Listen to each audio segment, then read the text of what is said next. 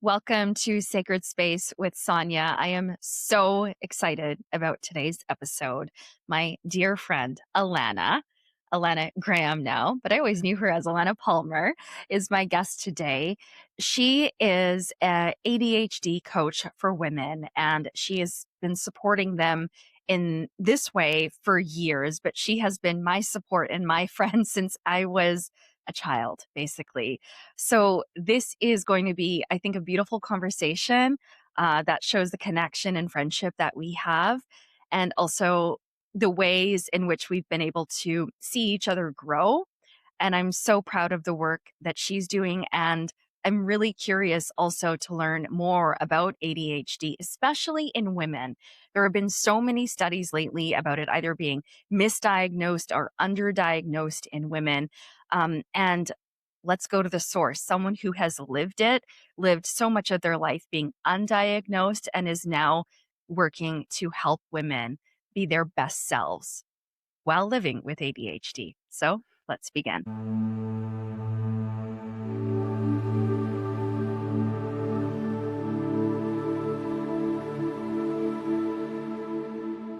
All right, Alanna, we're here. We're here.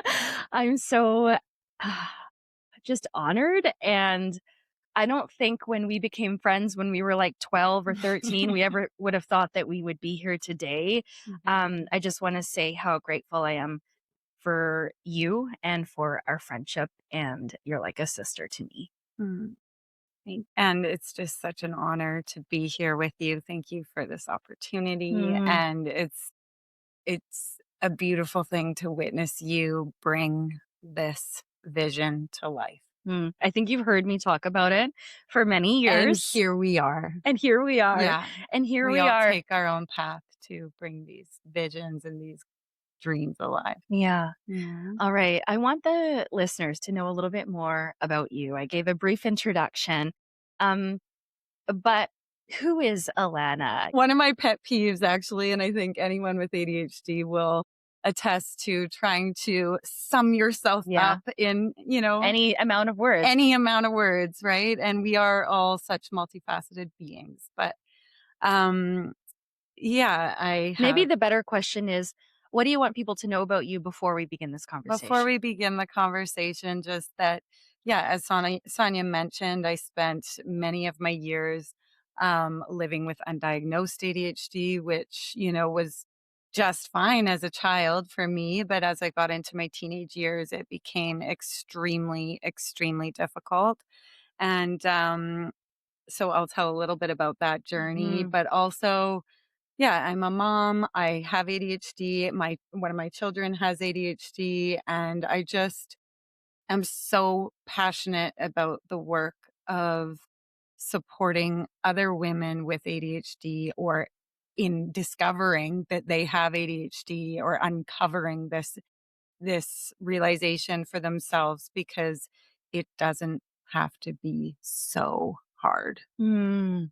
Yeah, I think anytime I think anyone gets a diagnosis of any sort, it can kind of like shake you, right? Like, what does this mean? Mhm. But it can also provide you with tools. And so I know that's a lot of what we're going to talk about today is the positive side Exactly. of a diagnosis like this. But let's step back to, you mentioned you live most of your life undiagnosed. Like we've been friends, I would say, since middle school.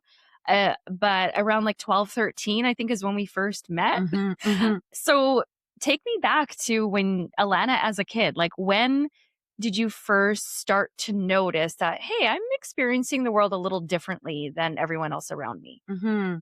So, like I said, my younger years were joyous. Like, I had an incredibly supportive family, and I know, like, my mom's told me stories of me just being this spirited, energetic, busy little girl, and she loved it. She was like my biggest like supporter.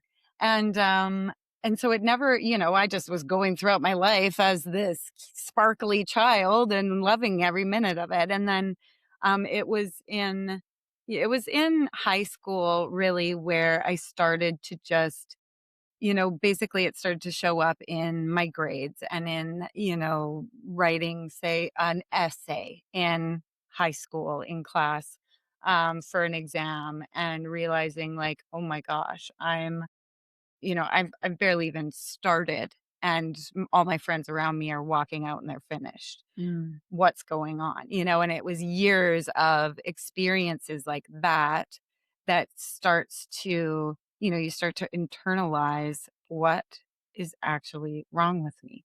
There's something wrong with me. Or you start to tell yourself You that, yeah. start to tell yourself that, and yeah, like, that is not the case. There's all kinds of it's just learning about your brain, and it was a huge revelation for me because I went through high school having basically hiding from everyone. Masking? Masking is the word, basically hiding, masking that I was struggling so bad because deep down, I didn't even know what it was. Yeah. I didn't know it might be ADHD. I just didn't know. Mhm. And it felt like I had this deep secret that I couldn't show anyone because if I were to show that to the world, then, it'd be like You they would all found out. you would be exposed. I'd be exposed. I think it's a deep, like, belonging wound, which we all have. We all have that desire to belong and to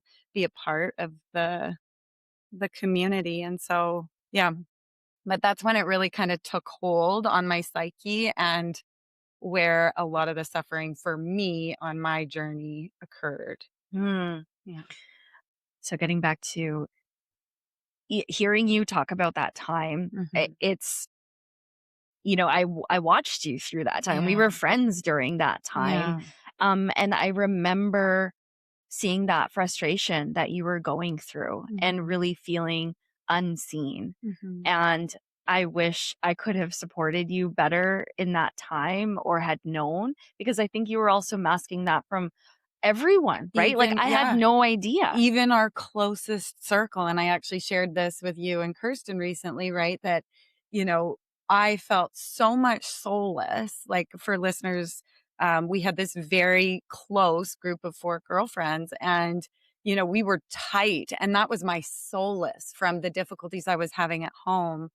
Um, and I felt so much belonging in our group, and yet I still was afraid to show. I'm sure it was hanging out in all kinds of different Mhm. areas. I know we have jokes about that, right? But I was so terrified to even open that door, Yeah. even in our tight group of It's girlfriends. it's hard to be vulnerable as an adult, let alone a teenager. Mhm, mhm. So I totally understand that, and I can imagine, and I know that there are so many other people that also mask, Exactly. because it's a way to cope. Yeah, And like you said, when you're just figuring things out, you don't even know what you're coping with. yeah. So take me through, like, when you actually got diagnosed, when you started to speak to a professional that Mhm. started to give you some feedback. Mhm. So it was when I was 21, I wanted to go back to university. I'd gone away after high school and done a bunch of traveling and had a great time. But then I wanted to come back and go back to university. And it was actually my mom which doesn't surprise me at all. If you know my mom, Mhm. she was the one where a light bulb kind of went on for her. And she was just like, what? Like, something's missing because I know she's intelligent. I know she, like, is passionate. She's got everything it takes to be successful in university, but why do I think she's going to drop out in 2 weeks? Mm, And so she did her own research on the side, and she said she got this book on women with ADHD. It's by Sari Solden. Can't recommend it enough. And she said she hadn't told me that she had this realization yet, but she said she was just going to take the book and highlight a few things that she thought might catch my attention when she did give me the book. And she said she opened it up, started reading it, and it was like every page was just like a yeah, it was the whole book was highlighted basically. wow. And and then she approached me about it. I was mortified. And looking back, I just had no idea what it was. I had that that stigma in my mind that I think is still very prevalent in our culture of it being, just a hyperactive little kid that's disrupting everyone, right? Mm, And so I really didn't know what that meant. And I was quite mortified by the concept. And so then I went and did all the testing for it. And I remember just being like, I am not failing this. Like, mm. but it would literally felt like life and death to me. Like it was like, no.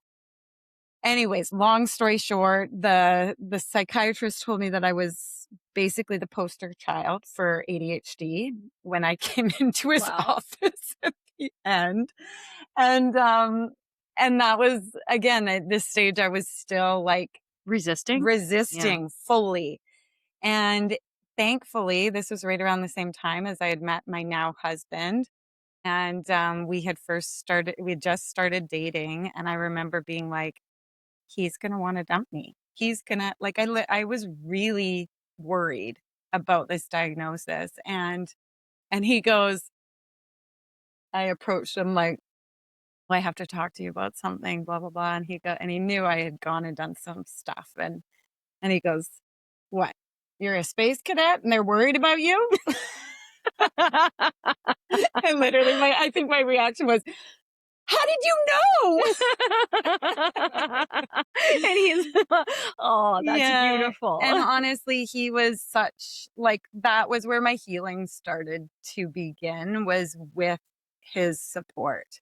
And he Mm, was one of, I think this is a good time to explain like he was back then when we were like 22 at this time. I had recently read an article in some magazine that had described ADHD as, if you imagine that everybody has like this strainer mechanism in their brain, and the holes in the strainer just, decide what is going to come in, what stimulus is allowed into your conscious mind at once, right? mm, And so if you imagine the people with ADHD, the holes in their strainer are just that much bigger. mm. So we are like having to manually filter all of this extra stimulus that the average person doesn't have to experience. I've never heard it explained that way, and that's such a beautiful visualization. I get that. Yes. And it changed my whole perspective, but with Josh's help. So he was the one, I shared that with him because it was so profound to me. And it finally felt like that is what it like that is a perfect representation of what it actually feels like to navigate life with Mm, ADHD. And there's names for it now, like peripheral thinking, global thinking. So it's like if you just imagine, it's like you've got yeah. this a bigger satellite, Yeah, and you it's can just see all the way behind you. Yeah. exactly. And and he one day after he learned that analogy, he said to me, just in this passing sweet comment, he just said to me like, I'm kind of envious. Like you get to actually experience that much more of life than I do. And, whether that was just like thoughtful to help me to see it in a different perspective, that was really the beginning Mm, of my learning to love the shit out of my brain that and my unique experience, which is not unique, but I of love he this. I love hearing that, embracing it, right? Yes. Instead of rejecting it Yeah. and looking at the positives of it because it's almost like you're living life in a more concentrated form, Oh, you yeah. know? I'm just thinking of evaporated milk now. Say I more. swear. Anyways, yeah, Okay, no, I anyway, get it. I get it. No, condensed. it's Um, very sweet. but, wow. I mean, I can see that connection that you 2 have. I mean, I've gotten to know Josh over the years. It's weird to call him Josh because I know him as Joe. Yeah, he's But shout out to him and to our both of our husbands because, Mhm. they're both so supportive in that way, and I'm so happy to hear that he was there for you in that way to shine a light on it instead of trying to get you to shove it away into some corner or some closet. Exactly. So I guess at that time, was that when you started to learn, some more tools like, okay, now that I'm embracing this, how can I maximize my life with Mhm, this? mhm. Yeah, so that was really the natural progression, and like I say, that was the start of me shifting my paradigm around it and really starting to go, "Whoa, yeah, that is who I am. This is a part of who I am. This is a beautiful thing. I can make this work for me." By owning it, by embracing it, as you said.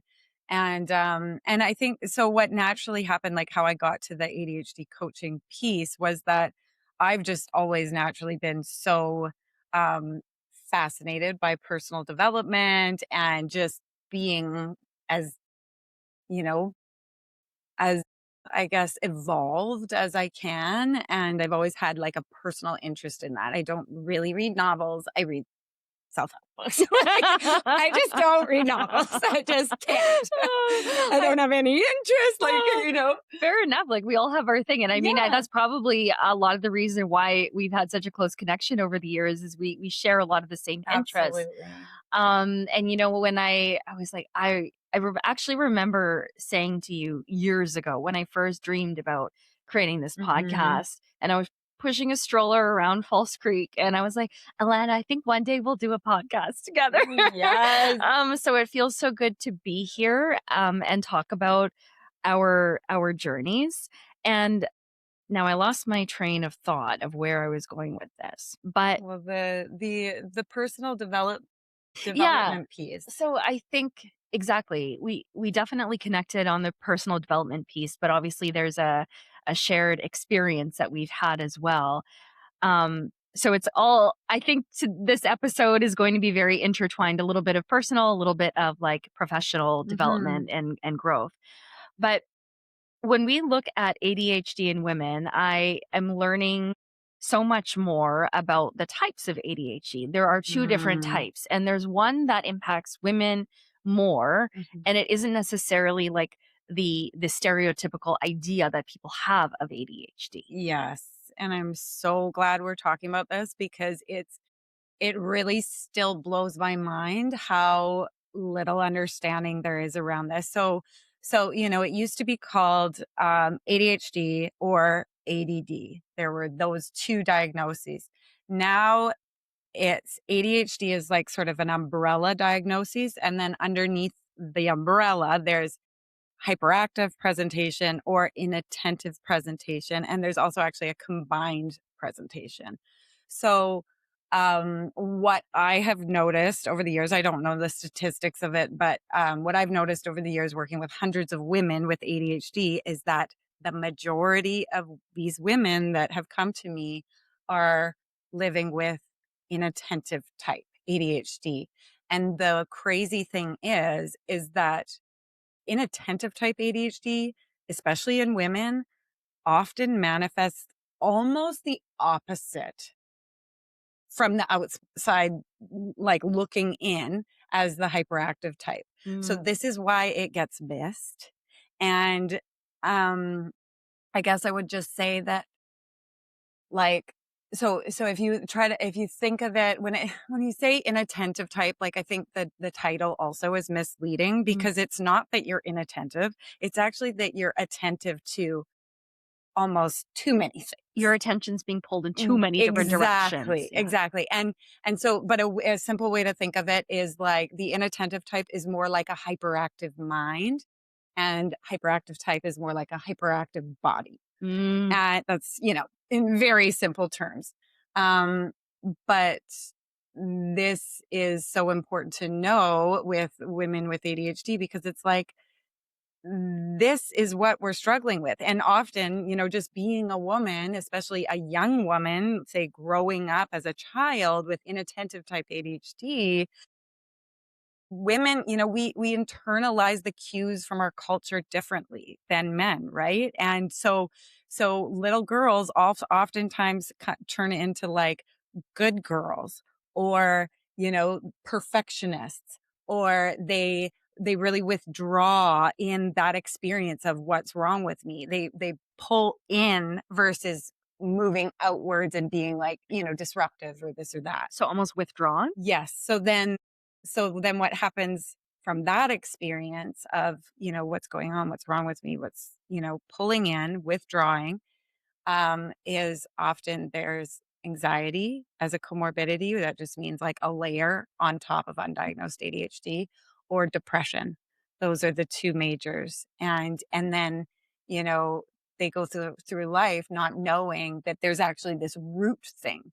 And if just the root thing was addressed, then the depression, the anxiety, all these other layers would be a lot more manageable. Yeah. Yeah. And when it comes to managing it, I know that for you, getting back into your body and movement, Mhm. has been a big piece for you. Mhm. When did you realize that was, I guess, helping you? Mhm.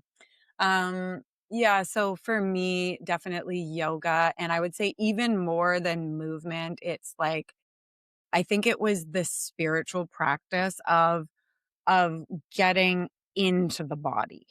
Like I've been active my whole life and I love different kinds of sports and all that kind of stuff, but really it was the combination, I think, of movement with that like mindful layer, that training the brain to be here now, Mhm. training the brain to like, you know feel into the body and be really like dropping into the guidance that we all have inside.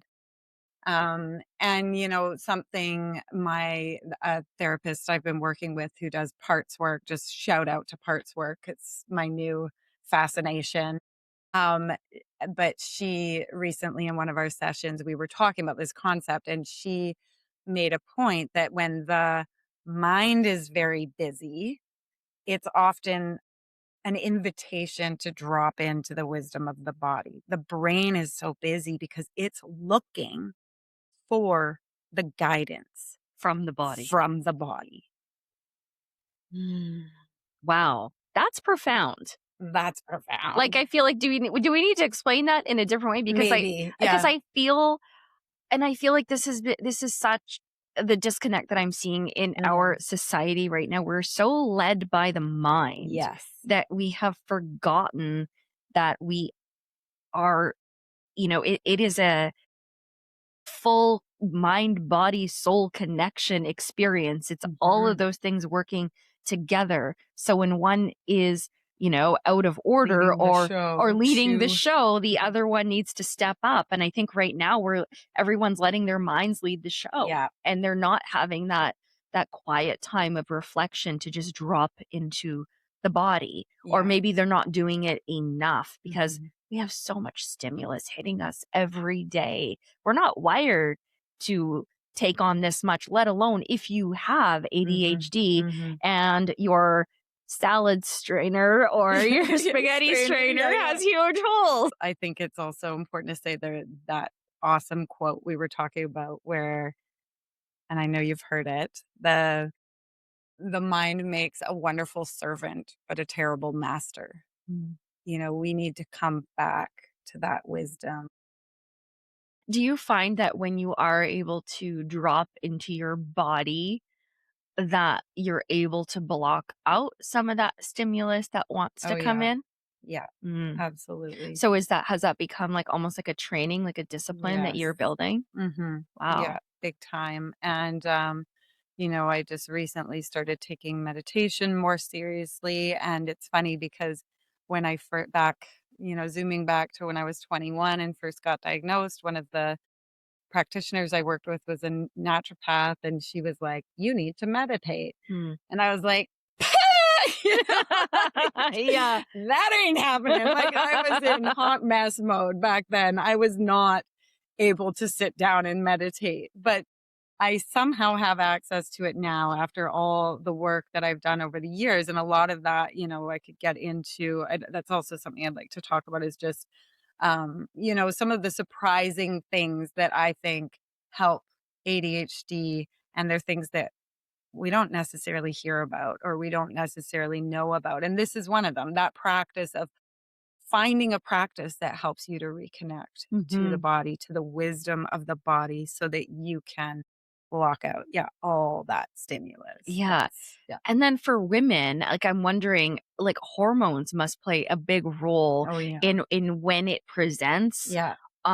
Because I was reading up on it a little bit, for a lot of women, it can present later in life around perimenopause Yes. because estrogen levels change at that time. Yeah. So is that because I've been hearing a lot about either underdiagnosis, overdiagnosis, Mhm. misdiagnosis. Why are so many women talking about ADHD right now? Mm. And so, do you think that there's just more awareness now, or what do you think it is? I definitely think there's more awareness now, and thank God.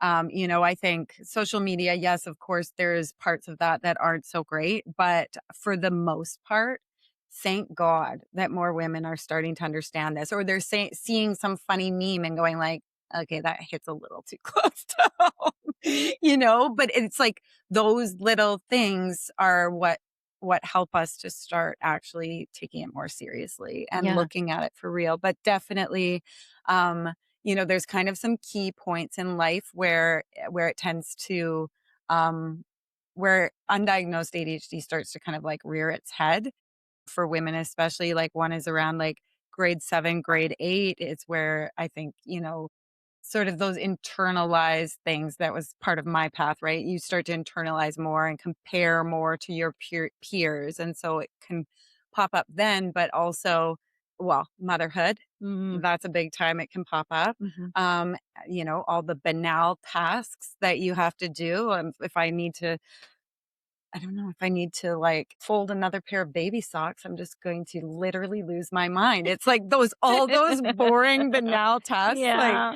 like, I wanted to be a mom so bad. It was my number one goal. It was just so clear to me. hmm And I always felt that as a kid. But when I became a mom, it was like, man, this is boring. Like Mm, the pieces, those little, all the annoying, repetitive, routine tasks you have to do to keep the household running.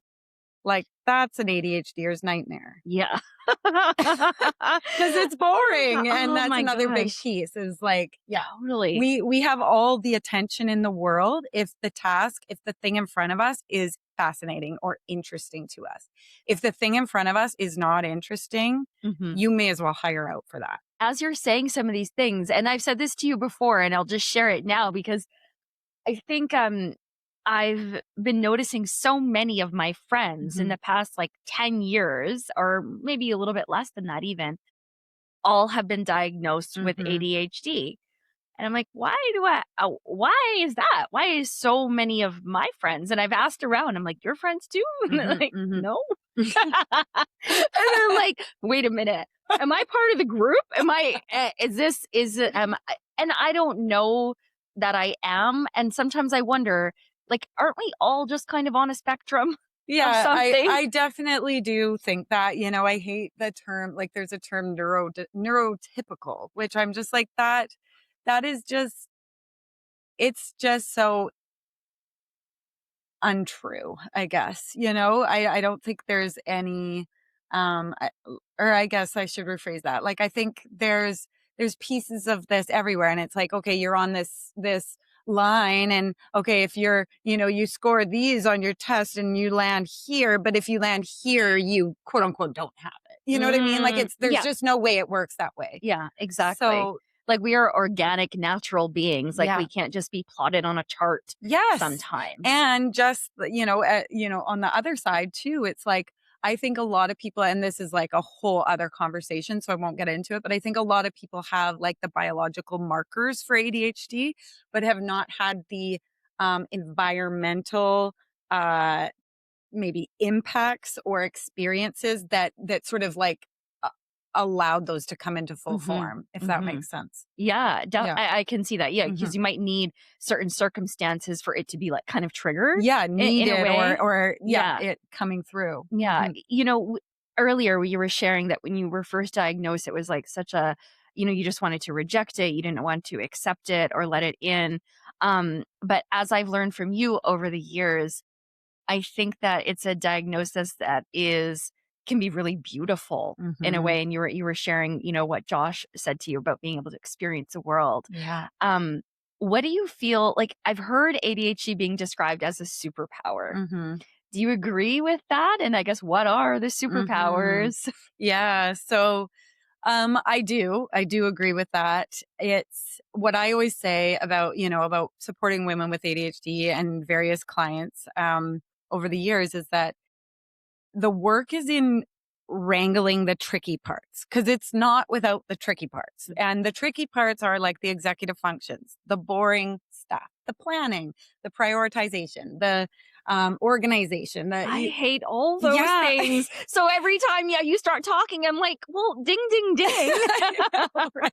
And that's what I asked myself, like, does anybody really like that stuff? And it's not that we just don't like it, it's that it's sometimes feels almost impossible, you Yeah. know? So, but, uh, the work is in like, if you can wrangle those things and implement some systems that like work for you and are unique to you. I think the key piece is giving yourself permission to like do life your way. Mm. So if you can figure out and not without support, there's all kinds of support out there for this kind of thing. And I think also it's important to say like healing, doing the emotional work with like qualified counselors, doing the parts work, doing the somatic work, whatever it is to heal your experience of being other or having this othered experience. But it's just, yeah, over. Mhm. That brings me to a question I wanted to ask. And you mentioned othered, and then I wondered if is the diagnosis a bit of a double-edged sword where in a way you feel othered, or do you also feel like empowered? Mhm. Um, I would say definitely you feel empowered. There's a lot of like, I guess there's a lot of conversation out there about whether it's good to get the diagnosis or whether I really do need it and my opinion on that is that absolutely get the diagnosis. Because what happens is, again, there's a quote about this, but if you don't know for sure, you're not going to have the the sort of like resolution to do what you need to do to deal with what you're dealing with. You know what I mean? Yeah, There's because always going to be this holding back and I think it's like that foundation, that basic yes. understanding, like, all right, I've accepted Yes. that this is what I'm living, and these are the things that might help me. And so I need to take Exactly. action on it. Exactly, and you nailed it with acceptance. Acceptance is one of the core foundational pieces to healing your ADHD, not just your relationship with yourself, but by creating that relationship with yourself and fully accepting yourself and healing from all of those, negative stories, you start to actually heal you heal emotionally, but you also start to heal your ADHD symptoms Mm. because you're not constantly being like fragmented to, oh my God, I'm not enough, or I'm not this, or I'm the, what's wrong with me? Da, da, da, da, da. You quiet all that noise. And so naturally you start to be able to function better in that process. So yeah, I strongly believe in the power of diagnosis because it solidifies that you understand this is happening for me. This is a real thing. And now I can move from that place. Mhm. And I also strongly believe in it for kids. If you're a parent and you're really debating this decision about whether to like proceed with finding out if your child has ADHD, be like my child has it and has a full IEP at school. They're in grade 5. They're totally supported by their teacher, many, supportive people in the school. And I can't say enough about the experience that we've had of going down that route. And I would really recommend it because it's like those are the ages where these internal programs start to take hold inside. and we want our kids to have all the tools they can to thrive, and they can thrive Mm. if they know that their way to thriving might look a bit different, Mm. and that stuff is available. I'm stuck on that idea that or the thought that you shared about how going down the healing path and healing all that emotional wounding or all the layers of social conditioning Mhm. that you grown up with have actually helped you heal the ADHD. Like, if you're good to go back to the spaghetti strainer analogy, it's almost like the healing helps you build like a coating to close the gaps. Yeah, yeah, and We're both even it's very like visual I know, learners, it's are we? even like no, I love this. It's and it's so powerful, right? Like, that analogy helped me to start healing, so it's gonna help somebody else to start healing. Like, I think what it is maybe, in my experience or feeling of it even more would be like it quieted some of the stimulus coming in, some of the fragmented thoughts and programming running my subconscious started to quiet. And so that kind of brings me to this like thing I've been obsessed with lately. And we talked about this, I think, recently is like the idea of, you know, seeking wholeness rather than maybe happiness. Mm. Like, yes, happiness, great, but wholeness encompasses the whole being.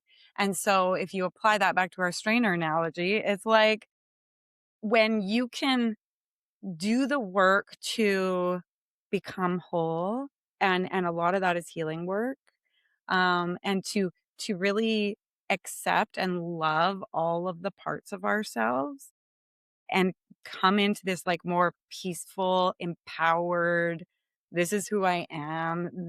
I was put here for a reason like this, Mm. made like this for a Mhm. reason. Then all of that fragmented thinking, all of that story and conditioning that was coming into the strainer starts to fade away or just starts to move in a different direction. And so, yeah, that 'Cause it's powerful if you're trying to work on, not being such a hot mess in the world. This kind of work helps to like calm all those symptoms of ADHD out of control. so you can finally listen to your Exactly. actual voice Exactly.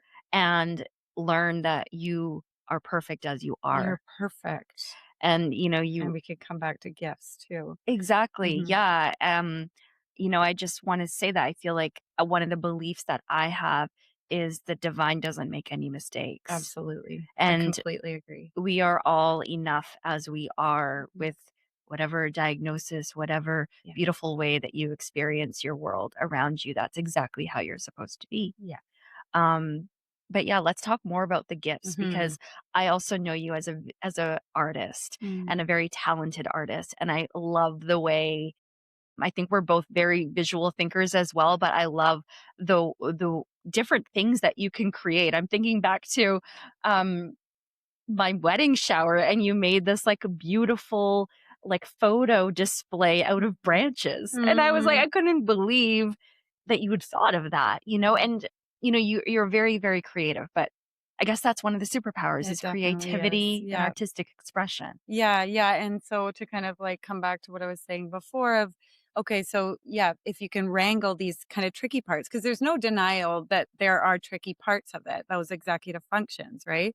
But if you can kinda wrangle those and get a handle on those, then these gifts get to emerge, and yes, creativity, like, highly creative people, ADHDers, intuitive. Again, like, all of this comes back to the strainer analogy because when you got more coming in, you make more connections, you feel things deeper. So also another thing that's important to say is like ADHDers are highly sensitive beings. Mhm. So that's another reason why it's so important to like come back into our beingness, Mhm. because if our beingness is out of whack, if we're being pulled in 5 million different directions, it's like all those inputs affect us even more than the average person. Yeah. So, anyways, coming back to the gifts, Being highly focused.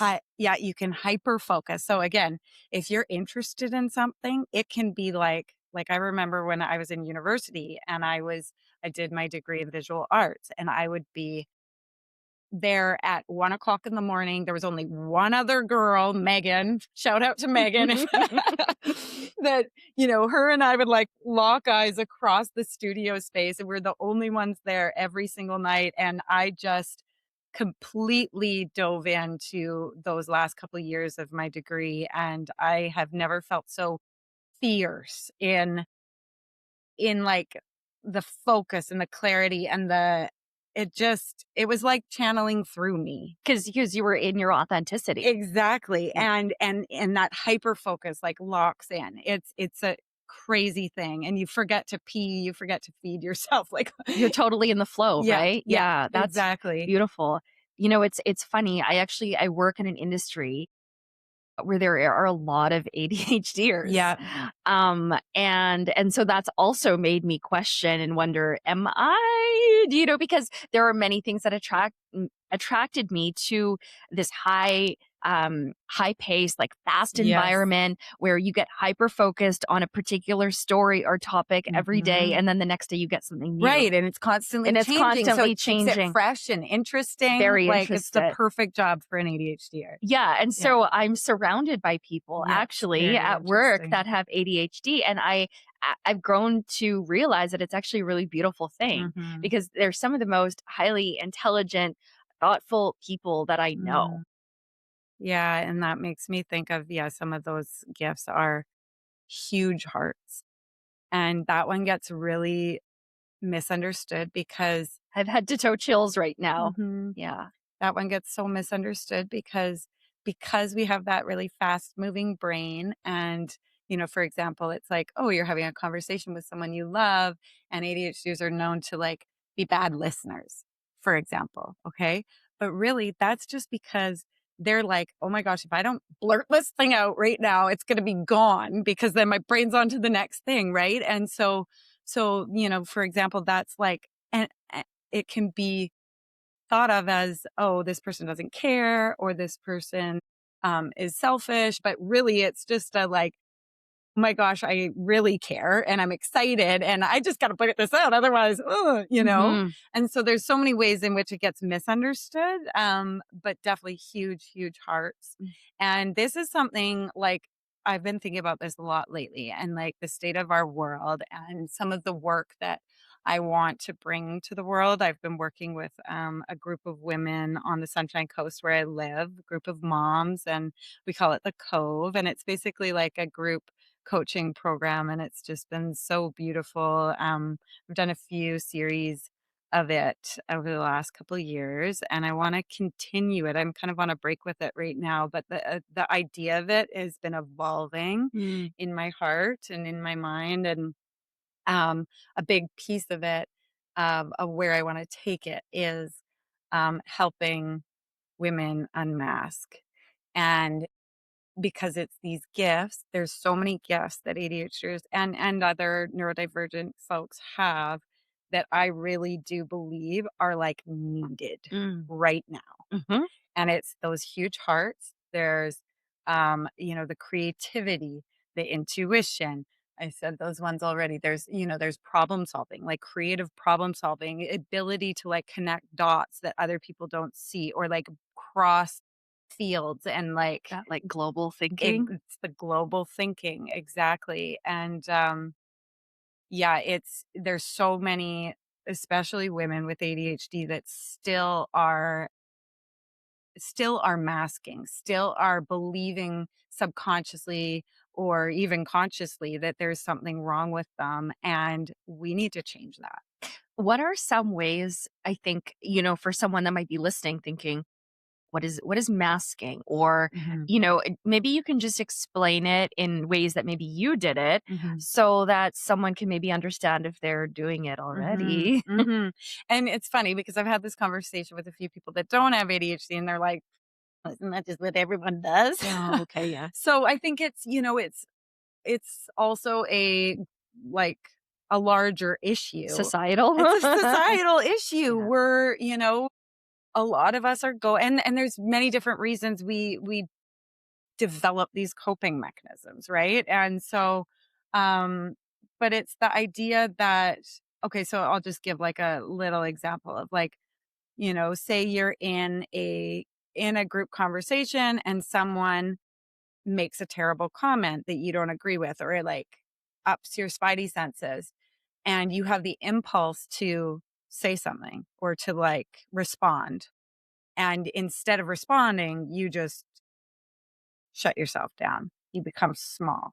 Basically, it's shrinking yourself Mhm. throughout the day over and over and over again in all kinds of situations. It can also look like, you know, trying to like really work on your physical appearance so that, if you keep all that organized and like, don't spill out through any of the cracks, nobody's going to notice that I'm secretly a hot mess behind the scenes. It can look like it's all the ways that we like push down our natural expression. It's almost like your shadow side Yeah, in a yeah. way. I mean, ah, that's a lot to carry around all the Mhm, time, like mhm. thinking about being almost outed in a way. Yeah, yeah, and that's the othering thing that you it's interesting. It's Yeah. more like I think I also heard it being described as camouflaging. yes, yeah, yeah, Yeah, or like camouflage coping or something like yeah. that. But But sorry to interrupt, I think the other piece with this sort of othering, the masking, all that stuff, another important thing is, like, when you're still pretending that you don't have this thing, you're in a dark cave of shame. Like, there's a lot of shame, that circles around ADHD and especially undiagnosed ADHD because you're not you shame lives in dark secret holes, mm, right? It's when we start to open it up to the daylight and tell a person, tell a close friend, "Oh, I actually just got this diagnosis," or, sit in circle in the cove, which we do, and, share stories and like realize, "Oh my gosh, I'm not alone. There's other people that do life like this." So, yeah, just allowing that shame or that, those internalized stories room to breathe and be seen. And then you start to realize, "Oh my gosh, yeah, I have this, and it's always gonna be a part of who I am, but it's okay. yeah, and so do all People these still other love me." people, Yeah. and they are there to support me, Yeah. and they're doing life, and Yeah. and I think it also kind of you mentioned, like, it being a more of a, like, a societal issue. I think that it's it's so sad to me. It hurts my heart so much the way that we live thinking that we have to check these Yeah. certain boxes, that we have to be like the person across the street, or we no. Yeah. And that's a beautiful thing I think about spirituality, and coming back to yourself Mhm. and meditating, is that you connect with your higher self, Mhm. the one that is unconditioned Mhm. from society, the one that is at your pure essence Yeah. in all of your messiness. Yes. And I think that there's space for all of it. It's all of it, and it's all beautiful. And you shared a post recently, and I can't remember the exact wording, but it was something along the lines of, if everyone would just be 100% themselves, we'd solve the world's Mm. problems. Mhm. And that's kind of what you were alluding to Mhm. earlier, is almost like activating Yeah. people with ADHD to be like, use your superpowers now, please. Yes, we need them. We Stop masking them. Actually, you have this huge heart and you have this justice sensitivity is something I really wanted to mention too is like people with ADHD feel like a visceral reaction when injustices are done. And often to the point that we can't really hold back. Like I could tell many stories of where I Oh, yeah. have not been able to hold back, But that's and beautiful. it's And a that beautiful thing and it's so needed, right? exactly, and Yeah. and you've shared some of those stories with me, and I've thought to myself, would I have done the same thing? Mm, And I don't know. I think sometimes we hold ourselves back, but I definitely. think Yeah. it's a beautiful reaction to just say, "No, Mhm. I have to speak out on this, Mhm. whatever it Mhm. is." Mhm. Yeah. Yeah, it's an incredible there's such beautiful gifts and there's such beautiful gifts in everyone. Like I really want to also bring this back to this you could kind of like scan the list of your podcasts and be like, "Oh, ADHD, like that's not important to me. I don't have ADHD." But actually, every single one of us are either impacted by ADHD ourselves, or it's a partner, or it's a brother, or it's a friend, or it's a child. And it's wild the more obviously doing this for a living, anytime anybody asks me what I do for work, I tell them. And then inevitably it's, "Oh my gosh, I need you," or "Oh my gosh, my cousin needs you," or "Oh my gosh, my sister," Mhm. or "My husband," or "Can I ask you about this?" or "We should do this with my child." Like everyone is impacted by this and everyone needs to understand it better, Yeah, and I or think everyone could do with understanding it. I think what makes society stronger is understanding each other better. So, Exactly. in any way that we can have more common ground, I think we need so much more of that. Yes. And I think also what you shared about just the power of healing. Mhm. I've Mhm. heard about that from so many different perspectives, the power of emotional healing Yeah. and going inwards. I mean, I've heard of it healing physical ailments. Oh, yes. So, of course, I can understand that it would help to heal with mental health struggles or issues. Definitely. So, it's such a beautiful way that you've framed it, and now you're living your authentic self, and you're getting to support other people who are Mhm. finding their path through ADHD and what works for them. What's the most rewarding part for you of your job as a coach and assisting people? Mhm. It really is witnessing another woman come into her. Yeah. It's everything we've been talking about. It's, removing those layers of like, judgment and criticism. And, actually it's more tyrannical than judgment and criticism. Mhm. It's more like, that's one of the biggest things that we uncover usually in a discovery call, is that probably the hardest part in some of the early stages of finding out you have ADHD is the terrible internal self-talk, like tyrannical self-talk. Um, and so helping other women to heal that and to release themselves from the grip of that and inevitably start to heal and lean into some of their gifts, and then they're building these beautiful lives because they're all of a sudden out of their way. They're realizing, Mhm. okay, this is a beautiful thing. This is who I am. This is okay. Um, and then they're pouring into the people in their lives and they're sharing their gifts more, and and it's just this beautiful exponential Ripple ripple effect. effect, Yeah. right? Like that's And kind I of why. and I feel like it is so important, especially for women of all walks of life, to go inwards and to heal, because the impact that women have Yeah. in their communities, their families, their connections Yes. is huge. When a woman heals, she heals everyone around her as well. Absolutely. Yeah. I've seen that in my own life. With your family, Mhm. yeah. It's it takes a lot of courage for you and for others to fully stand in their power. Mhm. Um and It's it's so terrifying. it yeah. And also a constant work in progress, you know? So Alana, you've been coaching for just over 7 years, which Mhm. time flies, Yeah. and that's incredible. What's happening for you right now? You mentioned the Cove. Mhm. What offerings or who do you wanna be working with right now? Mhm. So right now, yeah, the Cove is happening. It's on pause at the moment. We finished our fall series, and I'm kind of just in the process of feeling into the next iteration of how that comes through and what that will be. But right now, I have some space in my online coaching, one-on-one coaching.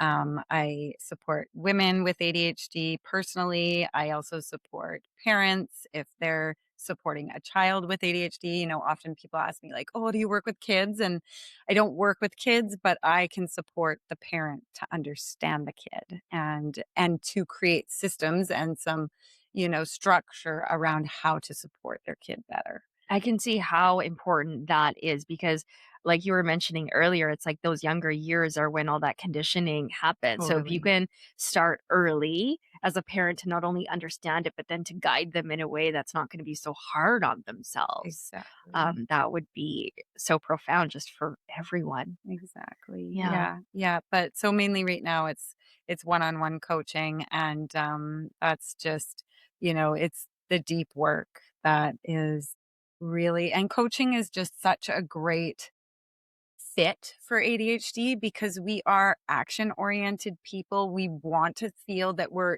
moving forward, right? So coaching's very, and it also has the accountability piece that can be super helpful for ADHDers because it's like, oh, okay, there's these action steps that I said I wanted to do. And now, okay, I've got to actually answer to someone because I said I was gonna do these by Thursday, like, so it's a really good fit for ADHDers, and the other thing about coaching that I love is it's completely client-led. So what I mean by that is, like, it's not me sitting there being like, "I'm a life coach. I know how to do life. This is what you do, XYZ." It's client led. The client is the expert.